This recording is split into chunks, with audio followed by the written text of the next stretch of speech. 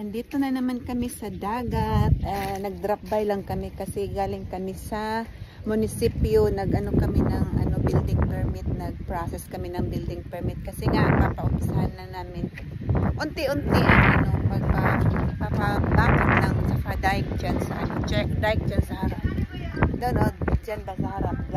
Lagyan ng dike para kasi kinakain na ng tubig yung lupa dyan. So kailangan na ng lagyan ng dike. So ngayon is low tide. Kung makikita nyo mga bato-bato dyan, low tide. Tapos yung talisay na na puno, di ba pag last namin punta dito is naglalagas yung mga dahon. Ito pa nga yung dahon, yan. Ngayon green na. Tapos may mga tao na naghahanap ng makakain na mauulam sa mamaya, maulam nila. So yan ang kasarap dito sa kasi may talisay na puno. Kasarap maganda yung hangin. Doon kami nakaupo. Yung talisay, green na naman ang mga dahon niya. Nagsisibol na naman yung mga dahon. So yan, doon kami sa may bahay kubo na maliit sa kapitbahay. Ang sarap ng hangin, ang lamig-lamig. Sarap matulog talaga. Kasi may talisay, may lilim talaga sa kahoy.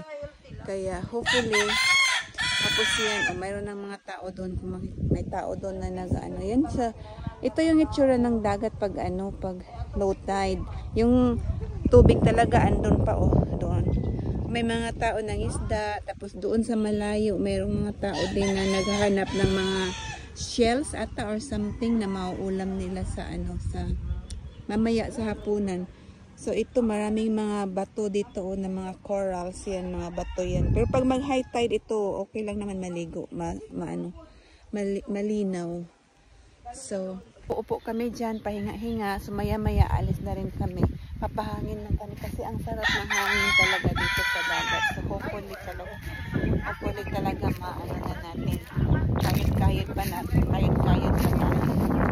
Yan, sarap ng hangin, maliit, malamig. Tapos sa daw dito sa gabi, kailangan ka may jacket or something kasi malamig siya. So, yan lang. Sarap talaga. Yan. At dito sa hapon, maniod lang tingin-tingin lang ng mga tubig dagat, kakain-kain, merienda. Ay, ang sarap-sarap ng buhay ng dagat. Ginagawa ko munang hagdanan, mga ugat ng puno ng talisay.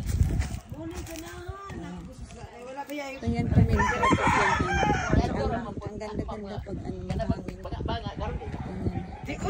So dito lang tayo sa bahay kubo, upo-upo habang nakatingin doon sa malayo, sa dagat, sa mga tao na nangunguha ng mga isda or shells. Nakaupo dito, pahangin kasi ang sobrang init talaga. Ayan, habang nagmamaritesan din kami, nakipagmaritesan sa mga talagang nagtatambay dito araw-araw sa bahay na kubo na to. Wala masyadong tao dito. Meron akong isang naiwan na tinapay kaya kainin ko na kasi nagugutom na ako. Wala kaming kain pa. So ayan, may nadagdag na isang tambay din. Marami sila natatambay dito ngayon. Dalawa lang muna sila. Masaya dito. Lalo na may nakahain na mga merienda sa kada hapon, diba? Masarap talaga pag may yung sa probinsya makipagchismisan sa mga kapitbahay. Tapos kumustahan at ayan, tawanan. So hanggang dito na lang muna mga beshies. Nagpaalam na ako. Thank you for watching. Bye!